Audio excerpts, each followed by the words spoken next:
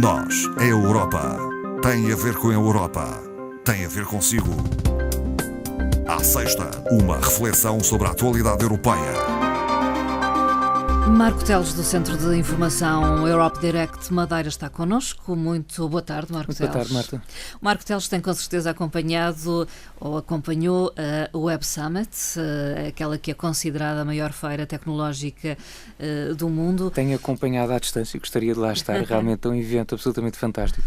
Também devo dizer que o preço do bilhete não é propriamente a coisa mais acessível. Mas é de facto um dos maiores eventos de tecnologia, inovação e empreendedorismo também a nível mundial. A conhecida revista Forbes, ligada à questão da economia também, diz mesmo que é simplesmente a melhor conferência do planeta. E para nós termos uma ideia, a Web Summit é qualquer coisa muito recente. Nasce em 2010 na Irlanda, uma ideia de 3 pessoas apenas, não é?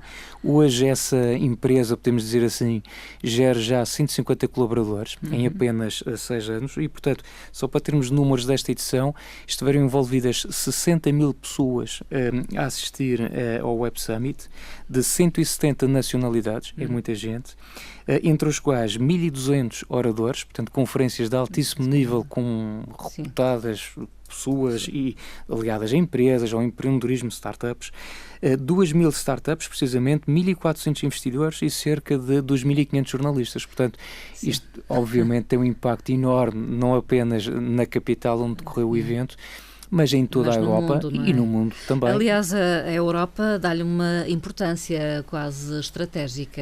A Comissão Europeia fez-se representar. Em grande peso, digamos assim, foram 4 comissários que se fizeram representar no Web Summit, entre eles, como não poderia deixar de ser, o comissário português Carlos Moedas, até pela importante pasta que ele tutela diretamente relacionada com este tema, que é a investigação, a ciência, a inovação e o próprio programa Horizonte 2020. Portanto, o comissário Carlos Moedas esteve realmente presente durante todos estes dias e bem como a própria Comissão Europeia, não é? Há um tema central, este ano foi a robótica e a inteligência artificial. Aliás, vimos uns robôs até serem entrevistados. Foi realmente, acho que o momento alto, se quisermos, deste encontro do Web Summit, realmente assistirmos a 2 robôs associados à questão da robótica, obviamente associada à questão da inteligência artificial, não é? E ver como aquelas personagens interagiam com os jornalistas, com a forma inteligente que geriam as questões, tem tanto fascinante como de assustador. Eu acho que é a moral, pelo menos confesso-lhe que lendo um bocadinho as reações às notícias e o que circulava nas redes sociais, era um bocadinho tudo neste sentido. E aliás, um dos oradores convidados, um dos ilustres oradores convidados foi António Guterres, portanto secretário-geral das Nações Unidas, e o discurso dele foi exatamente neste sentido, de dizer que, até achei a expressão que ele utilizou para esta questão, que foi: temos que evitar a reação estúpida de tentar parar a inovação. Isso é estúpido porquê? Porque é impossível. Ou seja, não há nada que nós possamos fazer, a inovação está aí, a tecnologia, e até é bom que ela avance, mas ele também ao mesmo tempo avançava esta preocupação, dando exemplos concretos, por exemplo, da questão da internet. A internet é um mundo absolutamente fantástico, que tanto serve para recrutar terroristas como para os apanhar. Portanto, sabe, isto recorda-me, eu recordo-me de ser estudante em filosofia 10º ano ou 11º, já não me recordo, já lá vão 30 e muitos anos, não é? E eu lembro de um primeiro trabalho que o professor terá-me pedido, à turma, neste caso, e o título era qualquer coisa, era para comentar esta ideia que é: a tecnologia é um pau de 2 bicos. Eu quando vi a questão do Web Summit e estes temas, lembrei-me dessa situação. E é curioso, já na altura havia este medo, este receio, o reconhecimento da tecnologia e todo o benefício que nos vai trazer para o nosso dia-a-dia, indiscutível, mas por outro lado, então, como é que é? E o outro lado, o lado mau, é a questão da robótica. Aliás, foi muito curioso, o robô afirmou, o tal robô que a Marta fala, o próprio robô disse: sim, nós vamos vos tirar os empregos, não é? Mas em compensação vão ter mais tempo livre, o que nós vamos fazer é o que vocês não querem fazer, e portanto vão ter tempo para os empregos mais criativos, para os empregos mais imaginativos, enfim, vamos ocupar uma parte. Também obviamente coloca-se aqui a questão da inteligência artificial, como é que nós vamos regulamentar. Eu recordo que isto faz-me lembrar um bocadinho a situação até, se quisermos, da clonagem, dos drones. Numa fase inicial, obviamente, também não vamos regulamentar tudo, porque isso é colocar um travão à inovação. Portanto, nós deixamos a tecnologia evoluir e, se calhar, depois vamos a perceber, vamos ter que reagir, vamos nos aperceber que há uma série de situações. Estou-me a recordar, por exemplo, ainda no início deste ano, o próprio Parlamento Europeu fez uma proposta para discussão à questão da Comissão Europeia sobre a possibilidade de se avançar para a personalidade jurídica dos robôs, ou seja, entender os robôs como pessoas eletrónicas. Vamos supor que eu tenho uma fábrica só com 500 robôs, não é? E não tenho um único funcionário. E então, e os impostos? Pois. Porque também desses impostos o alimenta o Estado Social, certo? Por seu lado, impostos esses vão ser redistribuídos pela população nas diversas situações. Então, todas essas máquinas, como é que é? É lucro puro, não estão sujeitas a impostos. Quer dizer, é uma discussão interessantíssima que se calhar há de se fazer agora no futuro, não é? A questão fundamental é colocar a tecnologia do lado dos bons. Do lado dos bons, não é? Como o filme da Guerra das Estrelas, o lado negro e o lado dos bons. O que nós queremos é que, obviamente, a tecnologia esteja ao serviço do lado bom, não é? É isso, no fundo, que defende a diretora do Centro Europeu de Estratégia Política, que se pronunciou sobre estas questões, nomeadamente em relação à utilização do digital, enfim, e do problema que tem constituído as chamadas fake news. As fake news, exatamente, Marta. Repara, esta intervenção da senhora Anne Mettler, como disse, diretora do Centro Europeu de Estratégia Política... Foi também no Web Summit. Foi no Web Summit e foi no segundo dia, e não foi uma data escolhida ao acaso. Não. Repare que é exatamente no dia que celebra um ano da tomada de posse do senhor Donald Trump. Exatamente. E, portanto, nós falarmos de fake news, de factos alternativos, da desonestidade dos meios de comunicação social, tudo isto inevitavelmente anda à volta do Sr. Donald Trump. E, portanto, o que a senhora veio cá dizer é que, em relação, em nome da Comissão Europeia, que obviamente a Comissão é favorável, não pode ser de outra forma, a todo este mundo digital. Sabem também, obviamente, que as redes sociais estão aí para ficar, nós não podemos... Agora, é preciso pegar nesta tecnologia nas próprias redes sociais e tornar compatível com o nosso sistema democrático. E ela vai mais longe dizer, nós já percebemos, ou estamos a tentar perceber como é que isto funciona. Nós não vamos permitir que o digital avance à custa da democracia e nós, Comissão Europeia, estamos atentos. Estamos atentos ao que se passa e isto é realmente uma discussão que será muito interessante e que será aprofundada, obviamente, nos próximos tempos, porque, repare, obviamente que a quantidade de informação que hoje circula, hoje a informação não circula apenas nos meios de comunicação tradicionais, rádio, televisão, jornais, mas as redes sociais debitam muita informação diariamente. E repare, quando nós estamos a falar, uma coisa é falarmos de um jornal, de uma televisão, de uma rádio, que está sujeito a determinadas regras, e como é que é com empresas como o Facebook e o Google? Quem é que são os responsáveis das notícias que são publicadas? E porque é livre podemos pôr tudo e mais alguma coisa, não é? Podemos, não é? Bom, o alerta, aliás, que a senhora faz é numa questão também interessante, que ela alertava para essa situação, que é, nós, enquanto consumidores, devemos nos tornar numa espécie de próprios editores da informação e termos a consciência de que nem tudo o que está nas redes sociais é uma verdade absoluta. Também tem que haver, por parte de cada um de nós, não pode estar tudo regulamentado. Um espírito crítico. Um espírito crítico sobre aquilo que se lê, sobre aquilo que se publica, porque, de facto, nós temos que ser críticos em relação àquilo que está lá. Essencialmente é isso. O Prémio de Capital Europeia da Inovação de 2017 foi anunciado, ao que me parece. Premiou Paris. Sim, exatamente. Portanto, este é um prémio relativamente novo, lançado, creio eu, foi em 2014, portanto, premiar as cidades europeias mais inovadoras. Portanto, houve 32 cidades que concorreram, de 17 países. Esse prémio foi anunciado precisamente pelo comissário Carlos Moedas na Web Summit e o vencedor, portanto, foi Paris e foi porque tem tomado ou demonstrado uma série de iniciativas que envolvem os cidadãos no sentido de colaborarem, no fundo, no próprio crescimento e no próprio desenvolvimento da cidade.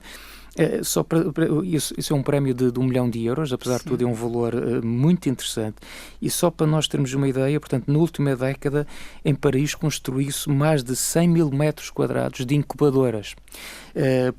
Incubadoras de empresas. Incubadoras de empresas, portanto, significa que a cidade, neste momento de Paris, tem o maior parque de startups, as tais empresas em fase de arranque, a nível mundial, e, portanto, isto é absolutamente fantástico, conseguir dinamizar esta situação. E só um convite, por exemplo, há dias, a propósito deste prémio, esbarrei com uma das iniciativas em Paris, chama-se Reinventar Paris. Portanto, podemos pôr no Google e vão lá. E é também um projeto que convida os cidadãos, no fundo, a se pronunciar sobre os imensos espaços que a cidade tem, abandonados, antigas zonas industriais, até ligados, por exemplo, à indústria automóvel, que tem, como sabe, tem várias marcas ligadas à França, não é, francesas, ligadas sobretudo também à questão do subterrâneo, os espaços subterrâneos, espaços ligados às estações de metro, antigas linhas que estão completamente sem qualquer uso, não é? E, portanto, este projeto Reinventar Paris é absolutamente fantástico. Fica o convite também de entrar lá no site e ver coisas absolutamente fantásticas que se têm feito de reabilitação de espaços que estavam totalmente votados ao abandono. Podemos considerar uma boa notícia o facto de as emissões de gases com efeito de estufa na União Europeia terem diminuído. É verdade, nós temos já falado neste programa várias vezes sobre as questões dos automóveis, das emissões de CO2, da poluição. Este resulta de um relatório apresentado esta semana, e este relatório é um relatório da Comissão Europeia e que surge no arranque da Conferência das Nações Unidas sobre o Clima, ou como é vulgarmente conhecido, o COP23, é a edição número 23. E que está a decorrer, portanto, na Alemanha, em Bona, e realmente apresenta este dado muito curioso, o que significa que vamos globalmente do bom caminho, ou seja, de 1990 até 2016, apesar de todos os avanços na economia, portanto a economia cresce, como a Marta referia bem, 53%, e as emissões de CO2 decrescem em 23%. Curiosamente, eu depois fui ver em detalhe a questão do relatório e a análise por países deixa-me um bocado angustiado. Eu vou explicar porquê. Porque dos 28 Estados-membros, apenas 2 apresentam resultados de emissões de CO2 per capita, portanto por pessoa, não é? Os dados de CO2 em 2016 são superiores aos registados em 1990. E estamos a falar de quem? De Portugal e de Chipre. É uma coisa curiosa, são os únicos 2 países em que esta situação acontece. Ou seja, nós verificamos que a partir de 90 e de 90 para 2005 aumentou as emissões de CO2 por habitante no nosso país, como em vários na Europa. Repare, isto pode ter explicações até associadas à própria entrada na União Europeia, aos financiamentos, à melhoria da qualidade de vida, o período consumo, é bastante longo, não é? Um período bastante alargado. Mas depois, de 2005 para 2016, Portugal realmente faz aqui um avanço significativo. Nós reduzimos as emissões de CO2, mas infelizmente ainda estamos num patamar superior ao que se restava em 1990. Portanto, ainda há aqui um trabalho grande a ser feito nesta matéria, não é? Em relação a este aspecto, será tudo. Falemos então de um relatório que foi divulgado a propósito de educação e formação na União Europeia. É um relatório que nós, no ano passado, portanto, ele é anual, já no ano passado falamos nesta situação, chama-se Monitor da Educação e da Formação 2017. Os dados, obviamente, são relativos ao ano de 2016. Eu também faço, obviamente, aqui o convite ou porventura aos professores que nos estão a ouvir, ou as pessoas ligadas mais à educação e também os encarregados de educação, os estudantes porventura interessados. Esse relatório está disponível na página do Europe Direct de Madeira, podem pesquisar, portanto, na nossa página da internet. E, portanto, esta é a 6ª edição do relatório, e que apresenta, portanto, uma série de dados muito interessantes. Curiosamente, o relatório já está disponível desde este momento em português, o que é sempre agradável, porque habitualmente estas edições saem sempre no inglês, os resumos, e quem não está familiarizado tem mais alguma dificuldade. Eu trazia só aqui alguns dados, Marta, se me permite, que me parece interessante. Alguns dos elementos são óbvios, mas ainda assim, se calhar, valia a pena refletir. Primeiro, o seguinte: as pessoas que completaram apenas o ensino básico têm quase 3 vezes mais probabilidades de viver em situação de pobreza ou de exclusão social do que aquelas pessoas que têm um ensino superior. Portanto, às vezes há aquela discussão que vale a pena ainda formação. Continuar a estudar. Bom, e a formação? Vale sempre a pena nós termos mais formação. Se calhar o que temos que questionar é outra coisa. Nós temos que ser mais criteriosos nas escolhas que fazemos em termos de formação. Porventura, haverá cursos de ensino superior que não são rentáveis, a pensar naquilo que são as facilidades depois de nós encontrarmos emprego, e isso tem que ser repensado. Um outro dado também, relativo a 2016. Apenas 44% dos jovens entre 18 e 24 anos que tinham concluído o 3º ciclo do ensino básico estavam empregados. Portanto, que mostra precisamente que, de facto, as habilitações mais baixas significam mais dificuldade de entrar no mercado de trabalho. No conjunto da população ativa entre os 15 e 64 anos, a taxa de desemprego é muito mais elevada entre os que têm ensino básico do que os que têm ensino superior. A diferença é de 16% para o ensino básico e apenas 5% para o ensino superior. Portanto, contra factos, não há argumentos, há que pensar melhor nesta questão. E por último, apenas aqui um dado que me pareceu, sendo óbvio, acho que merece uma reflexão porque é preocupante esta desigualdade. O estatuto socioeconómico, obviamente, continua a determinar o grau de sucesso dos estudantes, mas os números são assustadores, que é 34%, estou a arredondar, dos estudantes de meios socioeconómicos mais desfavorecidos têm fraco aproveitamento, em comparação com apenas 7% dos seus pares mais privilegiados. Portanto, é uma constatação óbvia. Sabemos que o background familiar, socioeconómico, obviamente, tem influência no desempenho. Agora, numa disparidade assim tão grande, é realmente preocupante, e a questão, se calhar mais interessante, é o que é que estamos a fazer, ou o que é que podemos fazer para contrariar esta situação? Onde é que estamos a reunir as forças? Estamos a pensar na questão do apoio social que se dá a estes estudantes e às famílias, no apoio económico, porque isso o Estado dá, e a pergunta é, e o que se faz depois da parte dos estudantes? Ou não se faz? Deixa apenas essa ideia, porque será que reforçando, podemos reforçar os abonos, podemos reforçar os apoios, mas especificamente na parte dos estudantes, o que é que estamos a fazer depois em relação a essa questão? Que apoio prático a nível do estudo que se apoio dá? Prático, que exigência se faz ou não se faz a estes estudantes, porque como é que se encara esta situação? Acha-se que é algo que tem que ser trabalhado e merecedor de um outro apoio, ou porventura facilitamos porque, sendo provenientes destes meios, achamos que isso pode de alguma forma desculpabilizar alguma situação? Não sei, é algo que, vou-lhe ser muito franco, não sei até se o relatório explora depois este dado. Eu só retirei aqui estas conclusões, mas de facto a ideia destes relatórios que a Comissão produz é mesmo que depois os Estados-membros, porque isto não é, a educação não é uma competência específica da Comissão, é de cada Estado-membro, mas que cada Estado-membro, com um sistema educativo próprio, reflita sobre estes dados e, mantendo em mente os 6 objetivos que estão traçados para 2020 de uma forma genérica para a educação, possa trabalhar na sua área para alcançar as metas que estão definidas. Há alguns números, não sei se quer referir algumas curiosidades em relação ao abandono escolar, por exemplo. Sim, por exemplo, a questão do abandono escolar, efetivamente Portugal registra, o relatório fala da evolução de 2013 a 2016 e nós melhoramos imenso, passamos de 19% para 14%, ainda assim esses 14% ficam bem acima da média europeia, que é de apenas 10%, portanto há algo ainda a fazer em relação a isto. Os diplomados no ensino superior, portanto jovens com idades entre 30 e 34, nós passamos dos 30% para os 35%, mas a média comunitária ainda é de 39%, portanto está ligeiramente acima daquilo que nós temos. Mas por outro lado, repare, também há um dado curioso que tem a ver com a questão, a percentagem de jovens de 15 anos com desempenho insuficiente na leitura, na matemática e nas ciências. E neste aspecto nós temos feito um progresso imenso no nosso país, melhoramos na questão da leitura, melhoramos na questão da matemática, melhoramos também nas ciências e até temos níveis superiores à da média comunitária. Só na matemática a situação e realmente a média comunitária é ligeiramente favorável.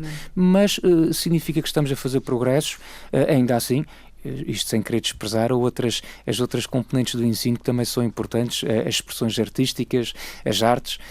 Acho que também tudo isso tem que ser valorizado se nós queremos de facto ter cidadãos completos e preparados para desempenhar a sua função numa sociedade no futuro, não é? Marco Teles, a caminho do final, curiosidades, podemos dizê-lo, Portugal tem os jovens mais solidários da União Europeia. Como é que se chega a esta conclusão? Lá está os tais títulos que podem induzir em erro e que nós falávamos no início deste programa. A explicação é simples, tem a ver com aquele programa que foi aqui também anunciado, começou em dezembro de 2016, chama-se a Iniciativa da Comissão Corpo Europeu de Solidariedade, onde tem um regime de voluntariado e também uma área ligada à questão profissional, portanto jovens dos 18 aos 30 anos, e de facto neste momento estão já inscritos a nível europeu 40 mil jovens, dos quais 3.370 são portugueses e, portanto, fazendo o rácio em relação à população também, significa que realmente os jovens portugueses são os mais solidários deste ponto de vista. Estamos a brincar com a estatística, mas sim, este tem sido um programa que tem suscitado muito interesse junto dos jovens portugueses e isso é absolutamente fantástico. Marco Teles, até uma próxima conversa. Até uma próxima, então. Bom fim de semana, Marta. Obrigado.